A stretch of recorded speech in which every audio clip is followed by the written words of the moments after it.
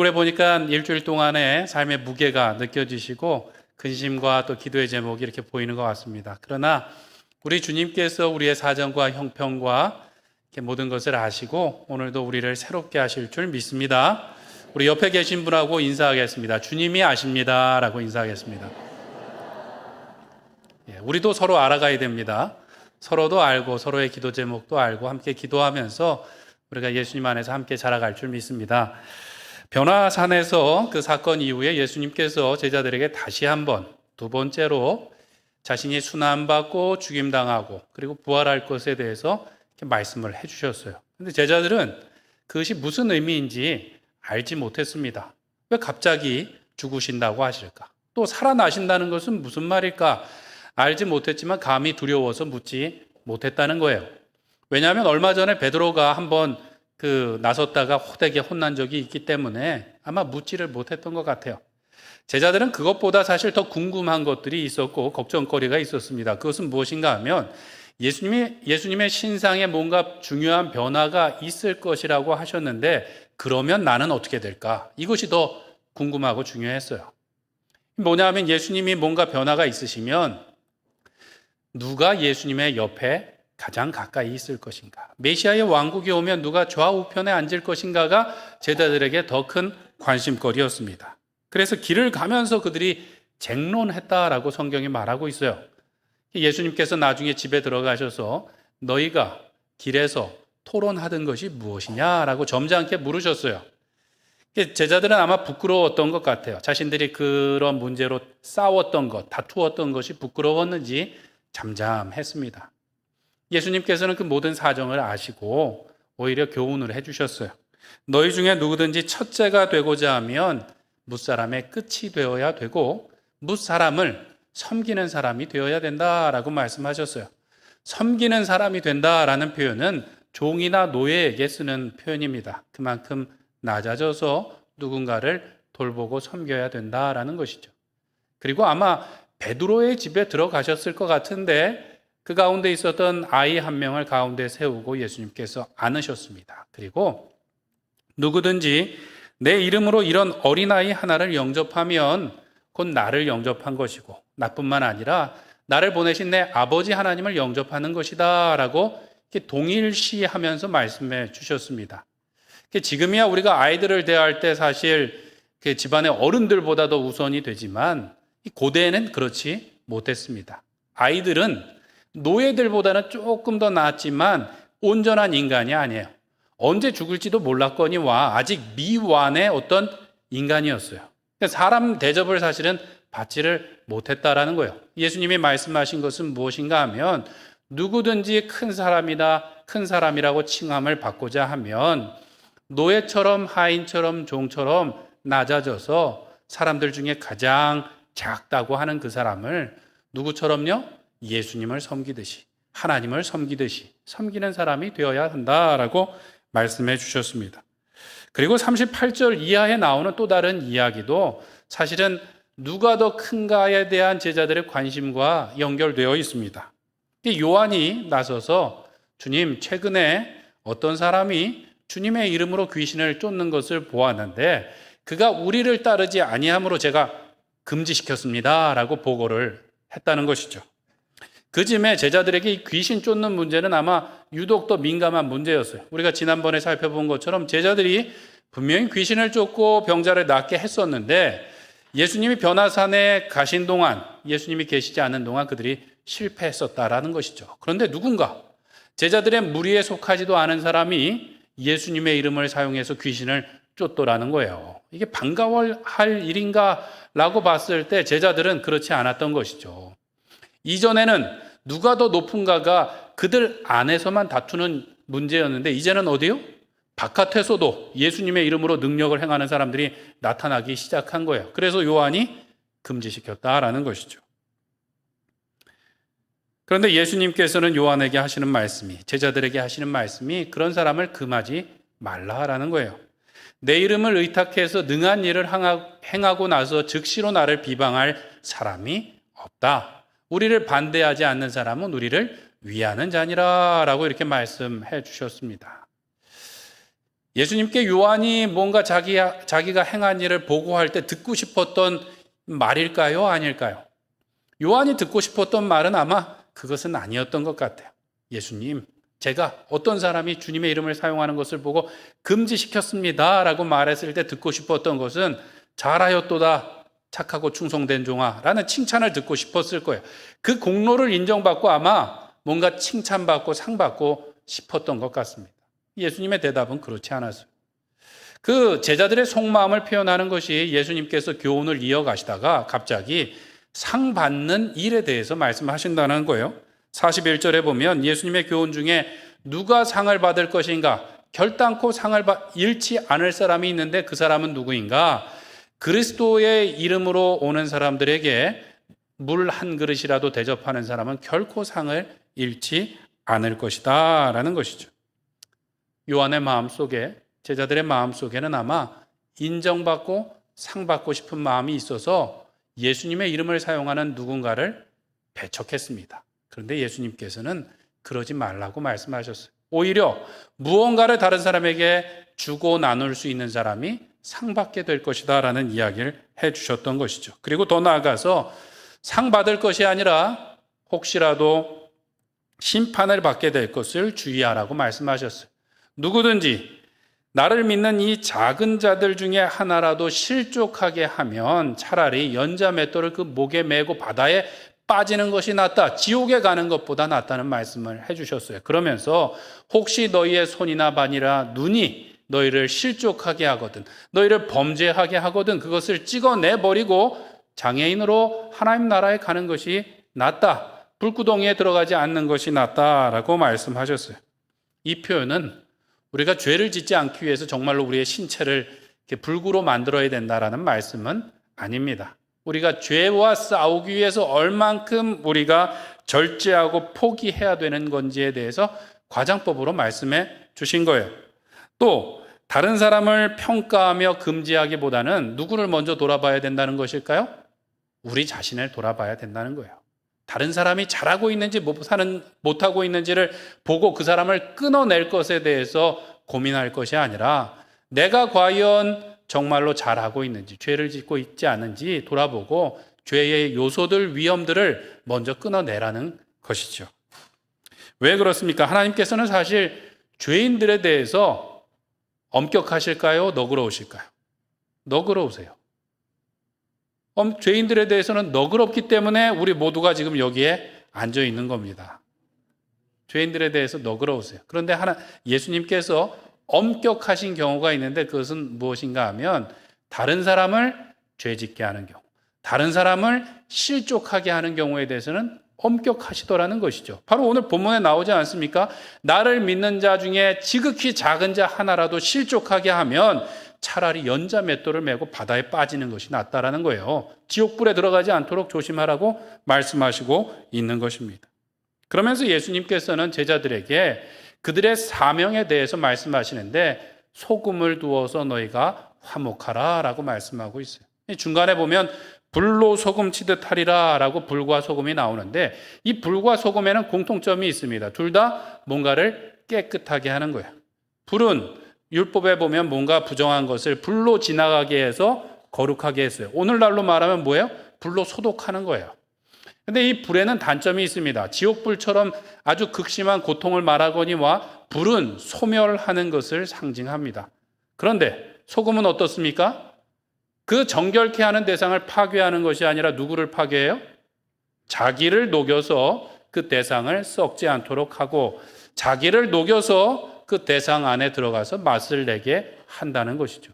예수님께서는 너희 안에 이 소금을 두어서 소금과 같이 이 세상 가운데 화평하라, 화목하게 하라 라고 말하고 있어요.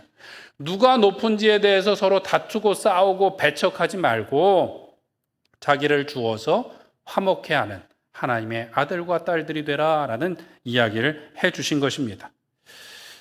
우리 안에는 이러한 다 인정받고 칭찬받고 싶은 욕구가 있는데요. 미국의 심리학자였던 매슬로우라는 사람이 우리 안에 있는 어떤 그 욕구에 대해서 이 표를 만들었습니다. 단계적으로 올라가는데 글씨가 좀 작긴 한데요. 맨 마지막에 이 피라미드 제일 하위의 기본적인 욕구는 무엇인가 하면 우리 의식주에 관련된 생리적인 욕구가 먼저 채워져야 된다는 거예요. 그 다음에는 뭐냐면 안정을 추구하게 되고 안정을 이루게 되면 그 다음에는 소속감과 애정, 사랑받기를 바란다는 거예요. 그리고 그 위에가 무엇인가 하면 존경과 인정에 대한 욕구가 있다라는 거예요. 그리고 마지막 피라미드 위에 보면 자아 실현의 욕구가 있다라는 거죠. 우리 안에 이러한 욕구가 있어서 기본적인 것들이 채워지고 나면 사실 뭐가 더 많은가 하면 사랑받고 싶고 칭찬받고 싶고 존경받고 싶고 내가 무언가를 해서 공헌하고 상받고 싶은 욕구가 우리 안에 크다라는 이야기를 하고 있는 것입니다. 오늘 본문에 나오는 예수님의 제자들도 그랬고 오늘 우리 안에도 그런 마음들이 많이 있습니다. 교회에서도 그런 것이죠. 열심히 주님을 위해서 우리가 신앙생활을 한다고 하지만 사람들에게 칭찬받고 존경받고 인정받고 싶은 마음들이 우리 안에 있습니다. 그래서 가능하면 교회에서도 직분을 받고 더 열심히 섬기기를 바라는 것이죠. 이 직분을 교회에서 하나님께서 주신다라는 것은 그동안에 아주 잘 섬겼으니까 더 잘 섬겨주세요. 더 큰 책임을 맡고 섬겨주세요. 라는 그런 일입니다. 그런데 우리 안에는 이것이 마치 성적표인 것 같은 착각을 할 때가 있어요. 사람들이 나를 인정해주고 평가해 주는 것 같은 그런 증표로서 생각할 때가 있다라는 것이죠. 그래서 몇 년에 한 번씩 교회에서 이 임직 투표를 하고 나면 하기 전에도 하여튼 교회가 술렁이고 하고 나서도 교회가 어려움을 겪을 때가 있어요. 왜요? 임직 투표에서 안 되고 나면 시험에 드는 경우가 있는 것이죠. 또 심한 경우는 교회를 떠나시는 경우도 있습니다. 내가 그렇게 수고하고 섬겼는데 누가 안 알아준 거예요? 성도들이 안 알아주더라는 거예요. 가만 보니까 아무개 저 사람은 됐는데 내 아를 안 뽑아줬다고 이 서운하게 되는 것이죠. 근데 사실 이거보다 더 이해가 안 되는 건 뭐냐면 그 전까지는 그렇게 겸손하게 교회에서 봉사를 잘 하시던 분이 임직을 받고 나니까 새 사람이 되었어요. 말이 느려지고 몸이 무거워지고 이렇게 뭔가 더 거룩한 그 모습으로 하시는데 봉사의 자리는 잘 안 나오시고 뭐 이런 모습으로 바뀌는 경우가 적지 않더라는 것이죠. 꼭 직분이 아니어도 우리는 신앙생활 하면서 인정받기를 바라고 복받기를 바라고 할 때가 있어요. 옛날에 부흥사 목사님들이 이제 주로 설교하시던 내용들이 무엇인가 하면 옛날에 우리나라가 못 살고 힘들었기 때문이기도 하지만 이런 기복적인 어떤 내용들이 많았어요. 몸이 아프고 또 여러 가지 형편이 너무나 안 좋은데 신앙생활을 열심히 했더니 목사님의 말씀을 잘 듣고 기도를 열심히 했더니 하나님께서 물질의 복을 주시더라. 자식들이 잘 됐더라. 뭐 이런 걸 이야기하는데 사실 그 안에 하나님께 인정받고 싶고 성도들 앞에도 자 이것 봐라 하고 싶은 마음들이 우리 가운데 있더라는 것이죠. 그런데 만약 우리의 기대처럼 되지 않을 때는 우리가 실망하기도 하고 시험에 들기도 하더라는 것입니다. 그런데 우리 마음 가운데 이런 제자들과 같은 그 욕심들과 경쟁심이 있는데 예수님께서는 오늘 정말로 우리가 존경받고 높임받을 수 있는 방법, 정말로 하나님께 상 받을 수 있는 방법을 알려주셨다는 것이죠. 그것은 무엇인가 하면 첫 번째로 섬기는 사람이 되어야 한다는 것입니다. 35절 말씀을 한번 같이 읽겠습니다. 35절입니다. 시작. 예수께서 앉으사 12제자를 불러서 이르시되 누구든지 첫째가 되고자 하면 뭇사람의 끝이 되며 뭇사람을 섬기는 자가 되어야 하리라 하시고, 큰 사람이 되려고 하고 첫째가 되려고 하는 욕망 자체는 제가 볼 땐 나쁜 것 같지 않아요. 왜냐하면 우리는 누구를 닮은 존재예요? 하나님을 닮은 존재이기 때문에 뭔가 초월을 추구하는 마음들이 우리 가운데 있는 거예요. 그런데 문제는 무엇인가 하면 그 방법이 문제인 거죠. 세상의 방법과 하나님의 나라의 방법이 다른 것이고 세상의 왕들이 군림하는 방법과 만왕의 왕이신 예수님께서 다스리시는 방법이 다르다는 거예요. 무엇이 옳습니까? 예수님의 말씀이, 예수님의 방법이 진리라는 것을 우리가 깨달아야 됩니다.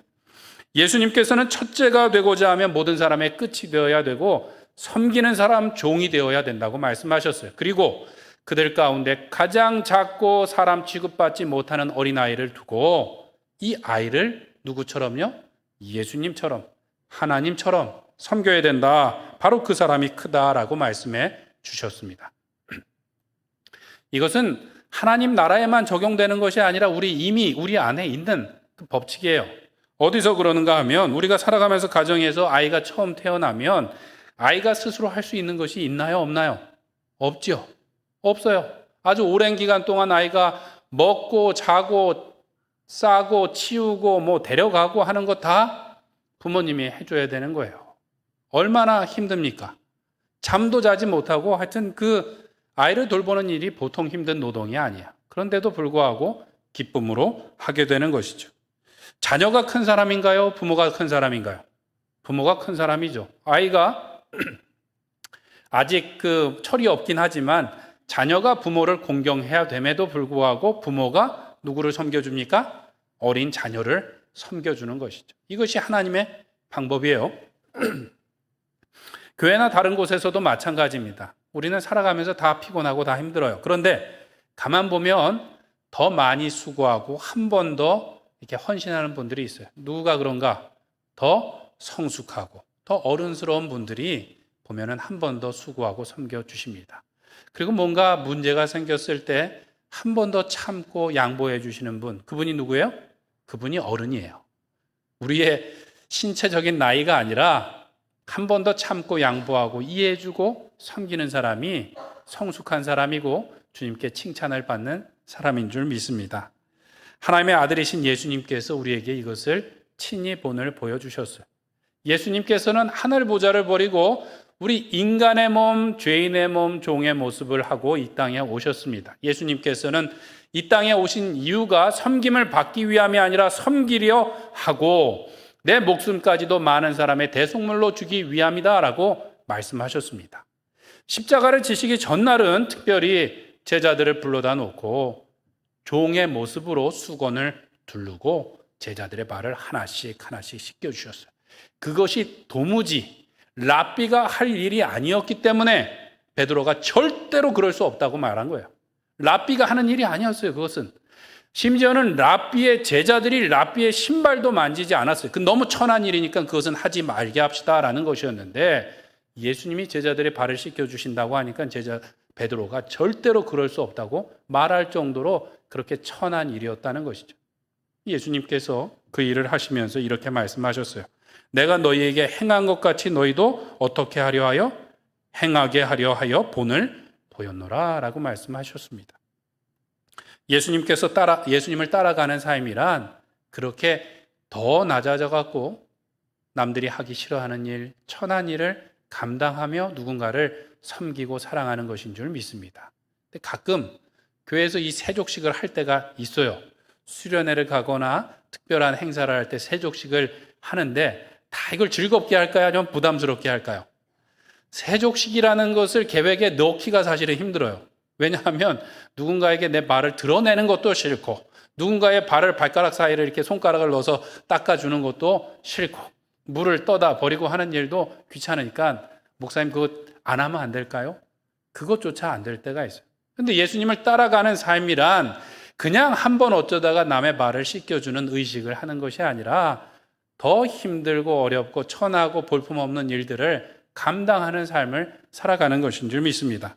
신앙생활을 하다 보면 오래 하신 분들이 이 봉사의 경력이 화려하신 분들이 있지만 실제로 더 낮아져서 잘 섬기는 분들은 또 그렇게 많지 않은 것 같아요. 왜냐하면 이렇게 봉사를 하시긴 하는데 내가 좋아하는 일들만 하실 때가 있어요.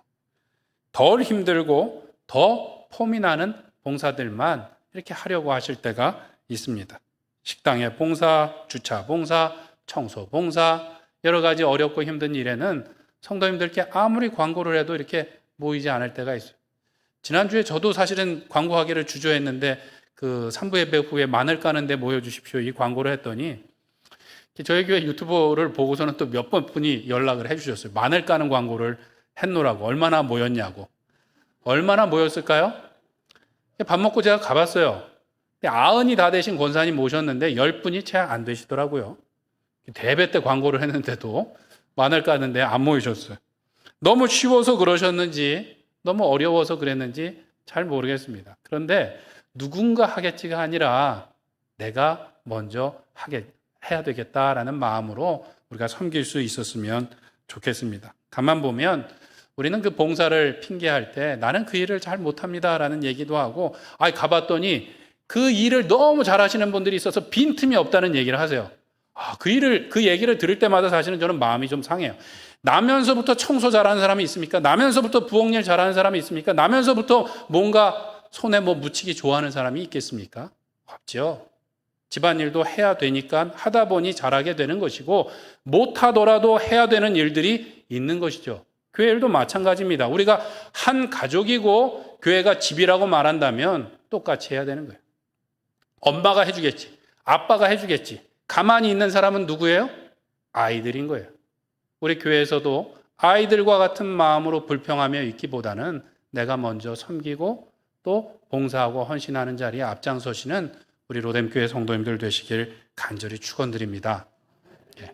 하나님의 임재 연습이라는 책에 보면 로렌스 수도사가 1600년대에 그 프랑스의 30년 전쟁이라고 있었는데 거기에 참전을 했다가 다리에 부상을 입고 다리를 절게 되었어요. 다리에 불구가 된 거예요. 수도사가 되어서 수도원에 들어갔는데 각자 이제 한 가지씩 일을 맡아야 되는데, 이 사람이 처음 맡았던 일이 무엇인가 하면 수도원에서 떨어진 마을에 가서 부식을 사오는 일이에요. 주방에서 일할 부식을. 짐이 많았겠죠. 그런데 그 가는 길이 그냥 가는 것이 아니라 조그만 배를 타고 나가서 짐을 싣고 오는 거예요. 지금처럼 큰 배가 아니니까 배가 흔들리는 가운데 무거운 짐을 싣고 내리고 하는 것이 이 장애를 입었던 이 사람에게 보통 어려운 일이 아니었다라는 것이죠. 왜 나에게 이런 일을 맡겨줬나라고 화가 나기도 하고 짜증이 나고 도무지 이것을 할 수 없는 생각이 들었다는 거예요. 그러다가 그래도 예수님을 위해서 해야지라는 마음으로 기도하면서 했더니 하나님께서 그 일을 잘할 수 있는 지혜와 방법을 주시더라는 거예요. 그러면서 그 이후에 무슨 일을 맡든지 그러한 마음으로 했다는 거예요. 예수님을 위해서 합니다. 그리고 기도하면서 했더니 모든 일들 가운데 잘할 수 있을 뿐만 아니라 주님을 경험했다라는 것이죠. 그가 평생 수도원에 있으면서 했던 일이라곤 구두를 수선하는 일, 주방에서 음식을 하는 일이었어요. 수도사들도 그렇게 반기는 일이 아니었어요. 그런데 그러한 일들을 평생 하면서 그는 많은 사람들에게 그가 하나님과 동행한다, 그가 하나님의 임재 가운데 있다라는 칭찬을 받으며 많은 사람들에게 그 조언을 하게 해줬던 것이죠. 그는 그의 글들에 보면 참으로 이해할 수 없는 것이, 다른 사람들은 너무 어려운 방법으로 하나님을 만나려고 애를 쓴다라는 거예요. 자신은 계란 후라이 하나를 뒤집을 때도 예수님을 위해서 하고, 바닥에 떨어진 먼지 하나를 주울 때도 예수님을 위해서 하고, 할 일이 없을 때는 엎드려 하나님 앞에 경배하면 말할 수 없는 영광과 감사로 충만하게 되더라는 것이죠. 그런 마음으로 그는 평생을 기쁨과 임재 가운데 살아갔다라는 것입니다. 헨리 나우엔이라는 학자도 비슷한 이야기를 했습니다. 그는 남들이 부러워하는 하버드 대학의 철학과 심리학과 교수였어요. 그런데 그것을 내려놓고 캐나다에 있는 중증장애인 공동체에 들어갑니다. 들어갈 때만 해도 자신이 아주 위풍당당했어요. 내가 이 좋은 것을 내려놓고 예수님을 본받아서 섬기러 간다라는 마음이 있었죠. 그런데 들어가서 보니까 내가 그 사람들을 섬기는 것이 아니라 정말로 중요한 부분에 내가 섬김을 받고 있다는 것을 깨달았습니다. 그리고 하는 말이, 나는 지금까지 성공을 향한 오르막길만을 달려왔습니다. 그 오르막길에서는 예수님이 안 보였지만 이제 내리막길에서 나는 매일 주님을 만납니다. 이 라르시 공동체에서 지체들을 섬기면서 말입니다 라고 이야기했어요. 항상 위로 올라가고 승승장구할 때는 예수님이 보이지 않았는데, 오히려 더 낮은 자리에 가서 누군가를 섬기려고 할 때 날마다 예수님을 만난다라는 이야기를 하더라는 것이죠. 주일에 우리 교회에 와서 예배드리고 봉사를 함에도 불구하고 예수님을 만나지 못하는 것 같은 마음이 드는 분들은 한번 돌아보시길 원합니다. 내가 너무 높은 곳만을 바라보고 편한 길만을 가려고 한 것은 아닌가. 오히려 우리가 더 험하고 어렵고 질고 힘든 일들 가운데 봉사하고 헌신함으로 오늘도 우리의 부끄러운 죄와 부족한 것을 친히 감당하시며 중보하시는 예수님을 그 자리에서 만나고 동행하시고 닮아가시는 우리 로뎀교회 성도님들 되시길 간절히 축원드립니다. 두 번째로 우리는 화목해야 하는 사람이 되어야 되겠습니다. 41절에 보니까 누구든지 너희가 그리스도에게 속한 자라 하여 물 한 그릇이라도 주면 내가 진실로 너희에게 이르노니 그가 결코 상을 잃지 않으리라 라고 말씀하셨습니다. 예수님의 제자들은 서로 높은 자리에 앉기를 바랬고요. 그들의 공로를 인정받고 상 받기를 바랬어요. 그 일을 위해서 다투기도 하고 자격이 없다라고 사람들을 배척하기도 했죠. 어떻게 상 받기를 바랬는가? 제자가 아니라는 이유로 누군가를 배척하고 끊어내려고 했습니다. 귀신을 쫓아내는 것이 아니라 귀신을 쫓아내는 사람을 쫓아냄을 통해서 그들이 인정받기를 바랬던 거예요. 그렇지만 예수님께서는 그것이 아니라 내 이름으로 냉수한 그릇이라도 주는 사람, 그 사람이 상을 받게 될 것이다 라고 말씀했어요. 그리고 제자들이 할 일에 대해서 소금과 같이 화평하라 라고 말씀했습니다. 소금과 같이 화평하라. 이전에는 그들이 누구가 더 높은지에 대해서 다투고 싸우고 배척했는데 예수님의 결론은 뭐예요? 화목하라 라는 거예요. 무엇과 같이요? 소금과 같이. 아까 말씀드린 것처럼 불은 대상을 소멸케 하는데 소금은 누구를 파괴하나요? 자기를 파괴해서 썩지 않게 하고 맛을 내게 하더라는 것이죠. 화평케 하는 일은 그냥 사이좋게 지냅시다 라고 이렇게 말로 되는 것이 아니에요. 죄로 인해서 하나님과 원수된 우리를 화평케 하기 위해서 예수님께서 친히 이 땅에 오셨을 뿐만 아니라 어떻게 하셔야만 됐나요? 자기의 살과 피를 다 쏟아서 십자가에서 그 생명을 주셔야만 가능했다라는 거예요. 화목하게 한다라는 것은 말로 되는 것이 아니라 뭔가를 주어야 됩니다. 대가를 지불해야 되고 뭔가를 줌으로써 그 일이 가능한 거예요. 예수님께서는 우리에게 큰 돈이 드는 것도 아니 그저 냉수 한 그릇이라도 베풀어야 된다라고 말씀하고 있습니다. 뭐가 그렇게 대단한 일입니까? 라고 말할 수 있지만 이 사역을 하다 보면 이렇게 뭔가 물 한 잔 대접하는 일도 그렇게 쉽거나 흔한 일은 같지는 않아요. 뭔가 사람들은 다 가르치려고 하고 평가하려고 하고 대접해 주기를 바라지 내가 먼저 물 한 잔 꺼내서 주는 분들이 그렇게 또 많은 것 같지는 않습니다. 왜 나에게는 안 줍니까? 왜 나에게는 이렇게 합니까? 라고 말하는 분들이 사실은 더 대다수인 겁니다. 그런데 우리가 화평케 하는 사람은 하나님의 아들이라 칭함을 받을 것이다 라고 예수님 말씀하셨는데 그렇게 하기 위해서는 예수님과 같이 소금과 같이 무언가를 우리가 내놔야 된다라는 것이죠. 구약 성경에 보면 이삭이 하나님의 말씀을 따라서 그랄에 가서 거주하게 됩니다. 그곳에서 하나님께서 복을 주셔서 거부가 되었어요. 그 전까지는 그랄의 왕이 우리와 함께 지내자라고 말했지만 이제 시삼이 나서 그런지 우리를 떠나라 하고 쫓아냈어요. 그랄 골짜기에서 거주하는데 아버지가 팠던 우물을 파서 다시 양들을 염소들을 먹이고 있는데 그랄 목자들이 와서 맨날 이삭의 목자들과 다투더라는 것이죠. 이삭이 그것을 포기하고 옆으로 갔어요. 우물을 다시 팠는데 그곳에 그랄 목자들이 와서 또 다투더라는 거예요. 또 이삭을 가서 우물을 팠는데 그곳에까지 와서 그랄 목자들이 또 다투더라는 거예요. 이삭이 어떻게 했을까요? 그에게는 힘도 있고 분명히 그에게 권리도 있었음에도 불구하고 그 다툼과 대적함이라는 그 우물, 에색과 신나를 포기하고 또 가서 우물을 팠더니 하나님께서 르호봇이라는 새 우물을 주셨다라는 것이죠. 르호봇이라는 것은 넓다라는 뜻으로 그가 고백하기를 하나님께서 이제 우리를 넓게 하셨으니 이곳에서 우리가 번성하리로다 라고 고백하더라는 것입니다. 그래서 이제 더 이상 다투지 않게 되었고요. 또 그 그랄의 왕과 군대 장관이 와서 먼저 찾아와서 우리가 이제 화평하도록 평화조약을 맺읍시다 라고 먼저 찾아오더라는 것이죠. 이삭은 가는 곳마다 다툼을 그치고 화목하게 하는 하나님의 사람으로 쓰임받았습니다. 어떻게 해요? 그가 가진 우물을 내어줌으로써. 어떻게 그럴 수 있습니까?